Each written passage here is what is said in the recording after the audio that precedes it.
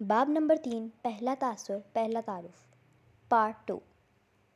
اور ناشتے کے لیے جاتے ہوئے فیونا سے کہہ دینا کہ آج کے سارے کھانے تمہیں تمہارے کمرے میں پہنچائے، کیونکہ آج کے دن تم گھر سے باہر نہیں نکلو گے۔ وہ کوئی دوسری کتاب کھولتے ہوئے کہہ رہا تھا۔ شیرو ہکا بکا سا پلٹا۔ میں 25 سال کا ہوں بھائی، اس نے احتجاجاً، اور میں 37 کا۔ کیا مجھے دوبارہ دہرانے کی ضرورت ہے کہ تم آج کے لیے گراؤنڈڈ ہو؟ ابرو اٹھا کر ایک سخت نگاہ اس پہ ڈالتے ہوئے ہاشم نے پوچھا۔ شیرو کے اعصاب ڈھیلے پڑ گئے۔ سوری بھائی، میں اس سے اپروچ نہیں کروں گا، اور میں اس کی بات پر کل صبح یقین کروں گا۔ فیونا سے کہو میرا ناشتہ یہیں لا دے، میں آفس دیر سے جاؤں گا۔ شیرو نے منہ بنا کر دروازہ کھولا اور باہر نکل گیا۔ اس کے نکلتے ہی ہاشم نے بند دروازے کو دیکھا اور ہلکا سا مسکرا کر سر جھٹکا۔ یہ کب بڑا ہوگا؟ واپس کتاب کی طرف متوجہ ہوتے ہوئے لمحے بھر کو رکا، چہرہ اٹھا کر ادھر ادھر دیکھا۔ اسٹڈی کے ریکس پہ کتابیں، لیمپ، ایک عجیب سی روشنی ہاشم کو اپنی گرفت میں لے لیا۔ کتاب پڑھے کر کے اس نے پیچھے ٹیک لگائی اور قلم ہاتھوں میں گھماتے ان دیوار کو دیکھنے لگا۔ اس کی آنکھوں میں گہری سوچ تھی۔ پھر اس نے اپنا موبائل نکالا اور جیسے ریت کو دبا کوئی گم شدہ صندوق ڈھونڈا، سعدی کا نمبر تلاش کیا۔ فون کان سے لگا کر گھنٹی سنتے جا رہا تھا۔ جی ہاشم بھائی، وہ آج بھی اس کی کال ریجیکٹ نہیں کر سکتا تھا۔ ہاشم کے لبوں پہ مسکراہٹ درائی۔ تم نے آنے سے انکار کیوں کر دیا؟ وہ دوستانہ انداز میں پوچھ رہا تھا۔ وہ چند لمحے خاموش رہا۔ آج آفس دوبارہ اسٹارٹ کیا ہے تو ابھی نکلنا مشکل ہوگا۔ تم چاہو تو میں تمہارے آفس آ جاتا ہوں، وہ نرمی سے بولا۔ آپ مجھ سے کیوں ملنا چاہتے ہیں ہاشم بھائی؟ کیونکہ مجھے لگتا ہے تم بدل گئے ہو، وقت بدل گیا ہے، وہ محتاط سا بول رہا تھا۔ ہاشم نے 2 انگلیوں سے آنکھیں مسلی، ناک کی ہڈی کو چٹکی میں لیا، پھر گہری سانس لی۔ وقت بھی وہی ہے، میں بھی وہی ہوں، اور تم بھی۔ شاید ہمارے درمیان کوئی غلط فہمی آ گئی ہے، میں وہ دور کرنا چاہتا ہوں۔ مجھے کوئی غلط فہمی نہیں ہے، اسے تو یقین تھا۔ ہاشم خاموش ہو گیا۔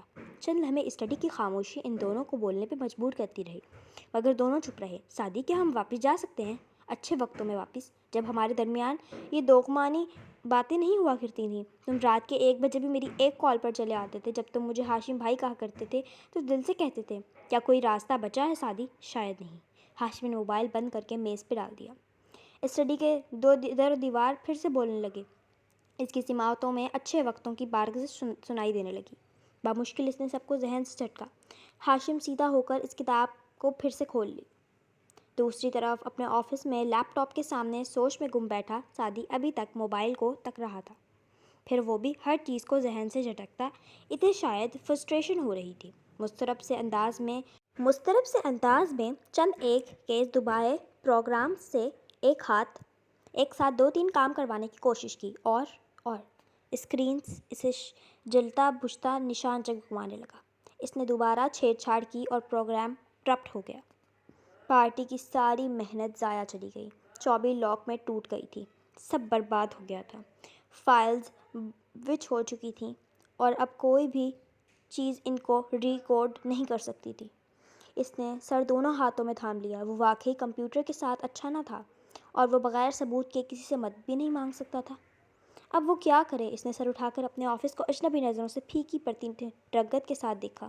وہ دوبارہ ہاشم کا کمپیوٹر؟ ناممکن۔ اب تو ہاشم کو اپنے قریب بھی نہ بھٹکنے دے۔ اور ایک وقت تھا جب اس نے یاد کرنے کی کوشش کی۔ اچھے وقتوں کی ساری کہانیاں فضا میں آج بھی انمٹ روشنیوں پہ لکھ رہی تھیں۔ 7 سال پہلے عشرت رفتہ کو آواز دیا کرتی ہیں ہر نئے لمحے کی دہلیز پہ جا کر یادیں۔ کانٹریکٹ لا کی کلاس میں مخصوص خاموشی تھی۔ باہر اترتی شام کی سراساہٹوں میں اندر کا کاظم پہ قلم گھسیٹتے اس کی آواز خم ہو رہی تھی۔ تمام طلباء غور سے سنتے یا سننے کی اداکاری کرتے لیکچر کی جانب متوجہ تھے، جو لیکچر کا اختتام کرتے ہوئے حسب عادت کہہ رہی تھی۔ میرا خیال ہے میری اتنی لمبی تقریر میں آپ اسے بہت سوں کی سمجھ میں آ گئی ہوگی، اور اگر میرا خیال درست ہے تو چند ایک کی سمجھ میں نہیں بھی آئی ہوگی۔ اس لیے وہ چند ایک بھی یا امتحانات سے قبل میرے پاس فارغ وقت میں آ کر اپنی کنفیوژنز کلیئر کر سکتے ہیں، اور اگر آپ ایسا نہ کیا تو اب اپنے رزلٹ کی خرابی کی تمام ذمہ داریاں آپ کے کندھوں پہ ہوں گی، رائٹ؟ نرمی سے مسکراتی کہتی زمر یوسف کی آنکھیں پوری کلاس پہ مرکوز تھیں، اور اس نرمی میں بھی رعب پھانن تھا۔ آدھے کیچر میں بندھے گھنگریالے بال، شفاف جلد، ناک میں سونے کی بال کی طرح نت، اور ہاں، ابھی آنکھوں کے گرد 1-2 جھریاں بھی نہیں پڑی تھیں۔ چند ایک طلبہ و طالبات نے ہاتھ بلند کیے، کنفیوژن کلیئر کی۔ وہ تحمل سے جواب دیتی رہی اور ایسا کرتے ہوئے اس کی نگاہ ہال کے ایک چہرے سے گزرتی اس اجنبی شناسہ کے چہرے پہ ٹھہر گئی۔ لبوں پہ محسن سی مسکراہٹ والا وہ شخص اس ایوننگ کلاس میں 4 روز سے آ رہا تھا، اور ہر دفعہ اسے دیکھ کر لاشعور میں کوئی احساس جگ گرے ہوتا، جیسے وہ اسے کہیں دیکھ چکی ہے، مگر وہ شعور اس کے چہرے کو کسی نام کے ساتھ فٹ نہیں کر پاتا۔ سو وہ نظر انداز کر کے کلاس پر برخاست کرنے لگی۔ اسٹوڈنٹس یکے بعد دیگر اٹھ کر جانے لگے۔ زمر نے میز پہ اپنی چیزیں سمیٹ کر انہیں ترتیب سے بیگ کے مختلف خانوں میں رکھا، نکاست سے فائل اور کتابیں جوڑی، بیگ کندھے سے لٹکایا اور سر اٹھا کر تو وہ شخص سامنے کھڑا تھا۔ کہیے میں آپ کی کیا مدد کر سکتی ہوں؟ اور سر جھکا کر بیگ کی زپ بند کرتے بولی۔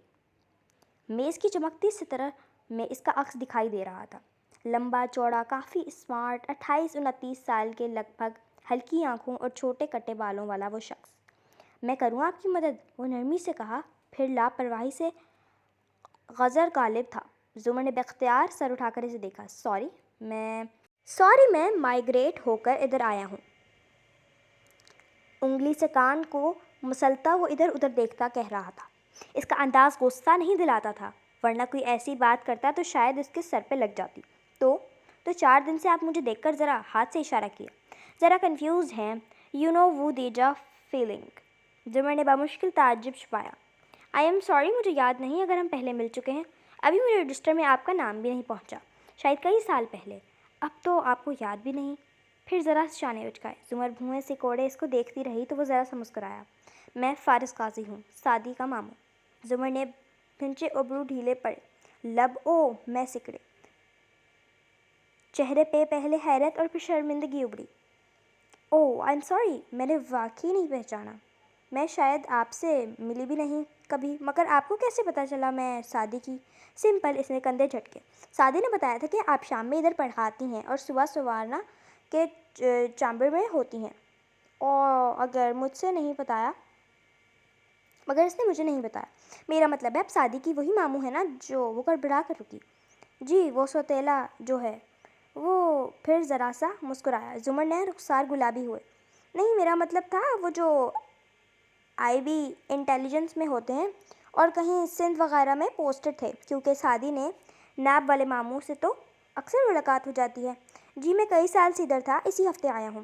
کلاس قریباً خالی ہو چکی تھی۔ وہ دونوں ساتھ باہر نکلے۔ راہداری میں اکستوں کے ساتھ کھڑے ہو کر زمر نے اس کی طرف رخ کرتے پوچھا، تو آپ میری کلاس میں کیسے؟ ڈونٹ ٹیل می ہماری کلاس میں آپ کو کسی کی جاسوسی کروانی ہے؟ اس بات پہ فارس ہنس پڑا، پھر نفی میں سر ہلایا۔ میں جاسوس نہیں ہوں، جاسوسوں کا ڈپارٹمنٹ الگ ہوتا ہے۔ میں یوں ہی ہوں جیسے پولیس آفیسرز ہوتے ہیں، ہم مختلف کیسز پہ کام کرتے ہیں۔ ہاں، ادھر پڑھنے آیا ہوں۔ وہ گردن ذرا جھکا کر عادتاً ناخن سے کان رگڑتا کہہ رہا تھا، ساتھ میں شاید وہ چوئنگم بھی چبا رہا تھا۔ تو کیا نوکری چھوڑ دی؟